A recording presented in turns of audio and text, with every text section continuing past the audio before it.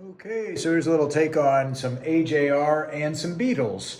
And the first thing we looked at was AJR, and the beat is an unbalanced beat. And this is common in a lot of songs. What they'll do is instead of playing 1 and 2 and 3 and 4 like that, everything right on a number, they'll move the bass drum in 1/8 note, which means it'll take it to the and of 2. So you get 1, 2, and 3 and 4 and 1 and 2 and 3 and 4.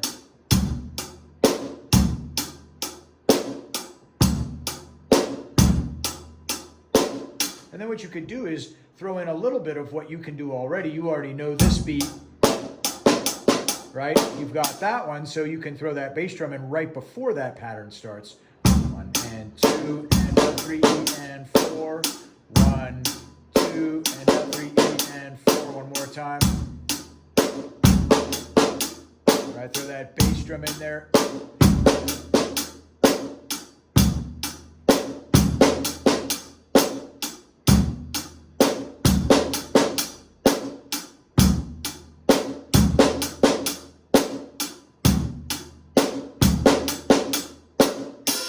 And then the other option that they do, didn't sound like it was real consistent, like the drummer might change it a little bit during the song, but one thing you could do is throw in that bass drum that's kind of opposite. So you go 1 and 2 and 3 and 4.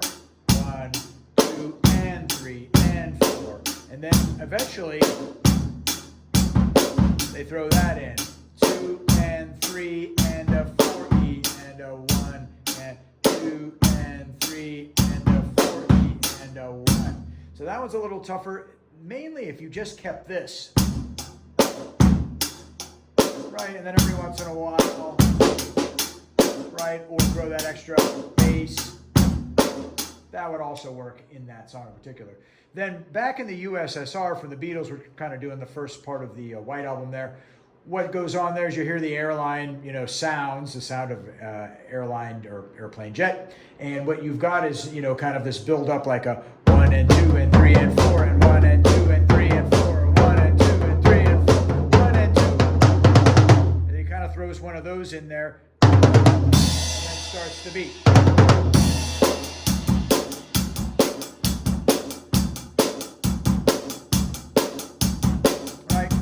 There are some little stops in the song, but I think if you just keep listening and think about that as kind of your main groove on that. Then when you go to Dear Prudence, it has a little bit of a different feel. It starts off kind of with this 16th note pattern up here. You definitely want the tip of the stick on the hi-hat because you get the most bounce back, and it allows you to go faster if you can feel that bounce back and harness that and get that to continually to happen. And we always talk about that stuff. So, Dear Prudence.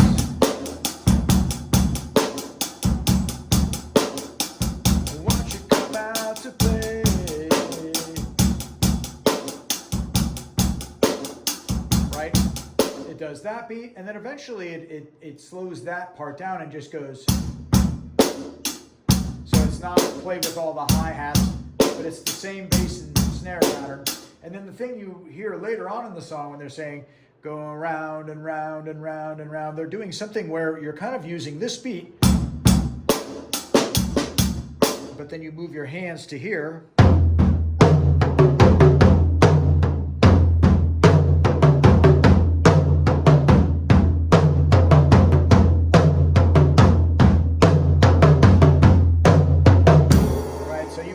Take, a rhythm from here to here, or even up to here, where you're using the same beat, but you're able to move it all the way around the drum set there. So that's a good one there. And then with a lot of Beatles stuff, you'll notice that Ringo usually comes up with a part that's like simple but effective, right? And in the case of the song Glass Onion, what he does is he does this hit where it's really, but it almost feels like he throws the second stick a little later. 1, 2, 3, 4, 1, 2. So that's like the main idea that he likes to throw in there, and you'll hear that in a lot of Beatles stuff. A simple part, but effective because of where it's placed. And so there's that song, pretty straight ahead except for those double hits there. And then Obla Di Bla Da is just kind of a fun song, right? It's got kind of a little bit of that kind of Mexican flavor, a little bit of Latin flavor. So, but you can play it, the drums just as you would play any song, right?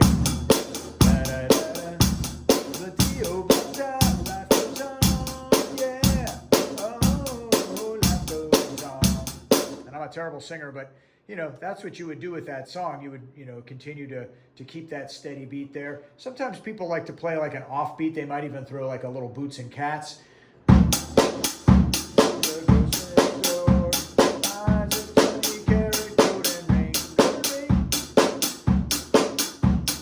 That could also be another option there on that. So yeah, we'll get to some more of the White Album next week. Maybe some more AJR. Good luck.